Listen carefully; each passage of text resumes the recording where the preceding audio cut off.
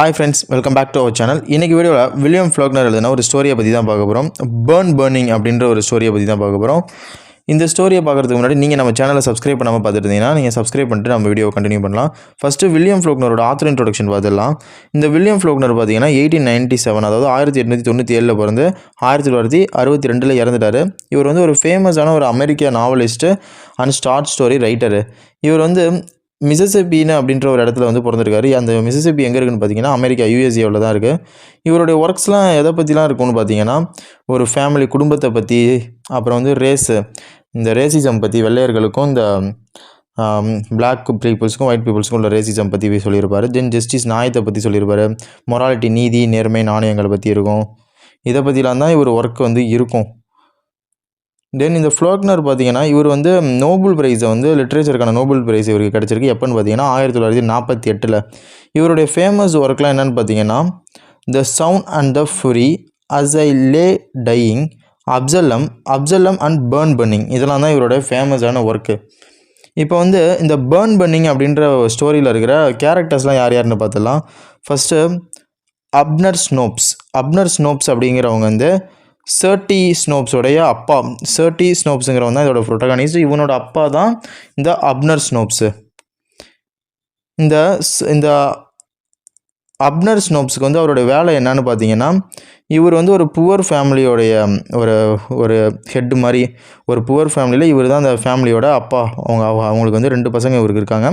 இவங்களோட ஒய்ஃப் ஒருத்தவங்க இருக்காங்க. இவரோட பிஸ்னஸ் என்னென்னு பார்த்தீங்கன்னா ஒரு லேண்ட் ஓனருடைய தோட்டத்தில் வந்து இவர் வேலை பார்ப்பார். இவர் என்ன பண்ணுவார்னா இவர்கிட்ட ஒரு கெட்ட பழக்கம் இருக்குது. யாராவது பேர்ன்னா கொட்டாயும் போல இந்த ஆடு மாடு கட்டுற கொட்டாயி, அதை பேர்னிங்ன்றது வந்து அதை நெருப்பு வச்சு கொளுத்துறது. இருக்கிற கொட்டாயை வந்து நெருப்பு வச்சு கொளுத்துறது தான் இந்த பர்னிங். இவருடைய அந்த அப்னர் ஸ்னோப்ஸோடைய வேலையே.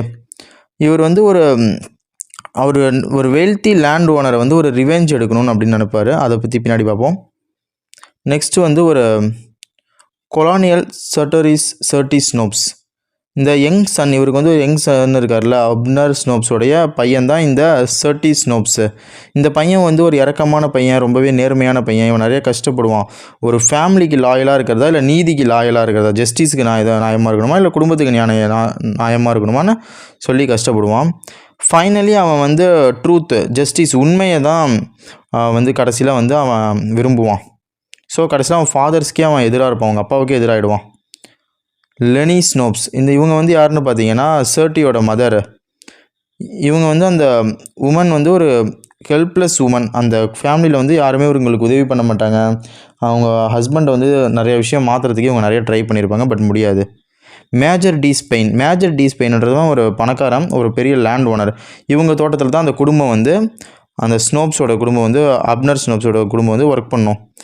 இவங்க வந்து இவருக்கு என்ன வேலை, இந்த வெல்த்தி மேஜர் டி ஸ்பெயினுக்கு வந்து அப்னர் ஸ்னோப்ஸ்க்கு வந்து ஒர்க்கு கொடுக்கறது தான் வேலை.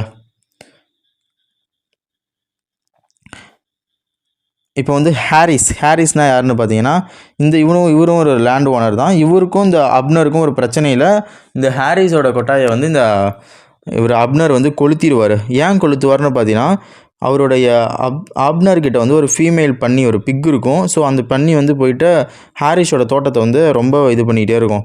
ஸோ ஹாரிஸ் சொல்லி பார்ப்பாரு, அவங்க அப்னர் கேட்க மாட்டான். ஸோ ஒன்ஸ் இவர் வந்து கேஸ் போட்டுருவார் இது கோர்ட்டில். அது என்னன்னு பின்னாடி இந்த சம்மரியில் பார்க்கலாம். ஓகே ஐஸ், இப்போ வந்து உங்களுக்கு கேரக்டர்ஸ் எல்லாமே புரிஞ்சிருக்கும். இப்போ வந்து நம்ம ஷார்ட் ஸ்டோரிக்குள்ளே போயிடலாம். பர்னிங் ஆல்ரெடி சொன்ன மாதிரி இந்த பர்னிங்ன்றது இந்த ஆடு மாடுலாம் இருக்கிற கொட்டாயி மாதிரி. பர்னிங்ன்றது அதை கொளுத்துறது.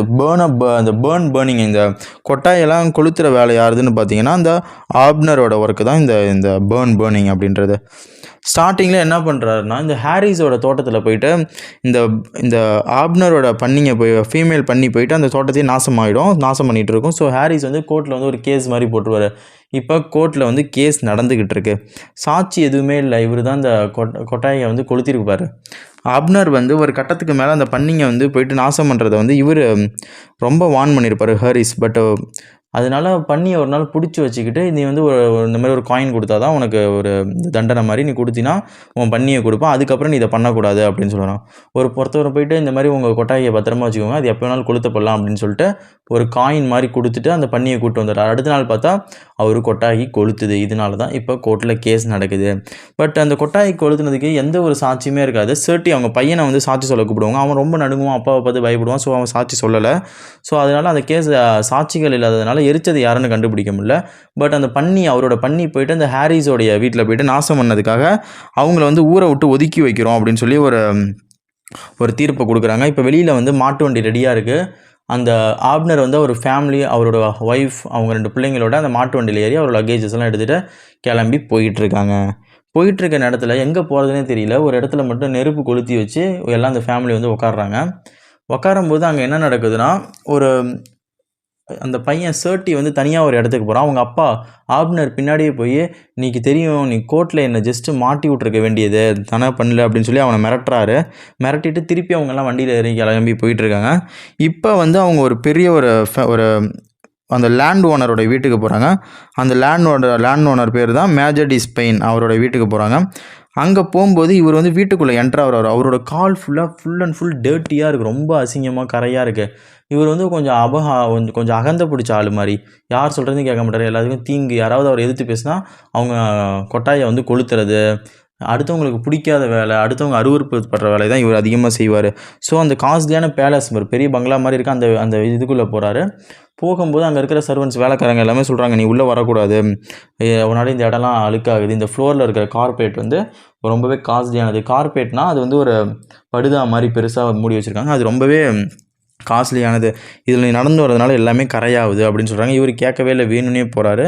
அங்கே இன்னொரு ஃபீமேல் சர்வெண்ட் வராங்க. அவங்களும் சொல்கிறாங்க, "உள்ளே வராதிங்க, அழுக்காகுது." இவங்க ஒன்றுமே கேட்கல. ஃபைனலாக வந்து அந்த மேஜர் டி ஸ்பெயினே வராரு.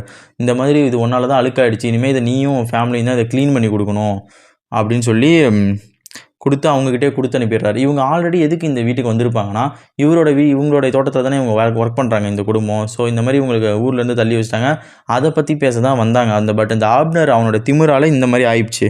ஸோ இதனால் இவர் என்ன பண்ணுறாருனா, இந்த மாதிரி இந்த கார்பரேட்டை இந்த படுதாவை ஃபுல் அண்ட் ஃபுல் க்ளீன் பண்ணி கொடுங்க அப்படின்னு சொல்லி கொடுத்து அனுப்பிடுறாரு. அவங்களும் க்ளீன் பண்ணுறாரு.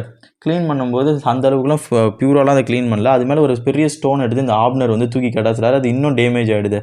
நைட்டோட நைட்டாக அதை 2 பேரும் க்ளீன் பண்ணிடுறாங்க. தென் அவங்க வீட்டில் தோட்டத்திலலாம் வேலை பார்த்துக்கிட்டே இந்த ஆப்னர் வந்து அவங்க பையன் சர்ட்டியை வந்து கூப்பிட்றான். இந்த மாதிரி வா, அதை போய் நம்ம கொடுத்துட்டு வந்துடலாம் அப்படின்னு சொல்லி கூட்டிகிட்டு போகும்போது அதை வந்து என்ன பண்ணுறாங்க, நைட் டைமில் வீட்டில் யாருமே இல்லை அந்த பேலஸில். ஸோ வெளியே இருந்து அந்த படுதாவை தூக்கி கடாச்சிட்டு 2 பேரும் வந்துடுறாங்க. அடுத்த நாள் வந்து மேஜர் டி ஸ்பெயின் வந்து பார்த்துட்டு திருப்பி அவங்ககிட்டே வந்து, "உங்கள் பாரு, என்ன இப்படி நாசமாக்கி வச்சுருக்கீங்க, உங்களால் என் படுதா கார்பரேட்டாக வீணாக போச்சு, இது பெரிய ஒரு காஸ்ட்லியானது. ஸோ இதனால் உங்களுக்கு வந்து நான் $100 ஃபைன் மாதிரி கொடுக்குறேன்.